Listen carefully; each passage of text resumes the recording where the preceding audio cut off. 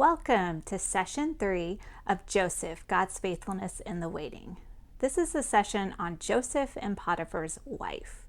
This week in your reading, you're going to see how Joseph, who's already been sold into slavery, is going to go from bad to worse and end up in prison. This is probably not at all how he thought his life was going to go. He's accused of a crime he didn't commit, and now he has to pay the penalty, and he has no idea how long that's going to take. I'm sure Joseph was often questioning what in the world God was doing. He makes some good decisions, though, in how he responds to Potiphar's wife, but he still ends up in a bad situation. Oftentimes in our lives, we can question what in the world God is doing. We don't know how things are going to turn out.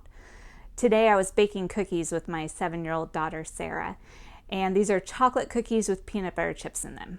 As we're incorporating different ingredients, she's questioning me. Mom, these do not look good. This looks disgusting. Mom, are you sure that this is right? Are these really going to be chocolate cookies? Oh, there's cocoa powder. Then she wants to add more cocoa powder. So I'm assuring her we're following the recipe. These will turn out to be good chocolate cookies. And yeah, she was pretty happy at the end result. But as we were mixing those ingredients, God kind of prodded my heart. Do I question him on the ingredients he's mixing into my own life? It reminded me of an often quoted scripture, Romans 8:28.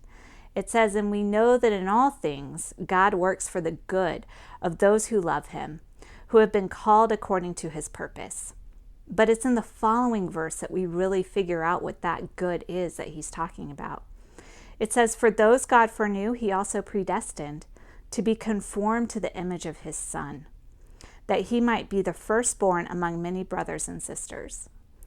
The good that God is doing in our lives may not look good to us. It may not be the easy path or the path that we chose.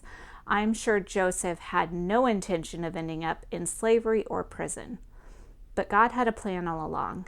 In the chapter that you're going to be reading, you're going to see over and over again how God shows up, how he was with Joseph, how he blessed him, how he was taking care of him, even in prison. And I know that it can be hard when things happen in our lives that don't look good. But God reassures us that the things that he's doing in our life are to conform us to become more like Jesus. So as you're reading this week, I want you to pay attention to where God does show up in the chapter. Pay attention to the work that he's doing, how that may be beneficial to Joseph in the end, and we can trust that he is faithful in the waiting, in the hard, in the good times. He knows what he's doing.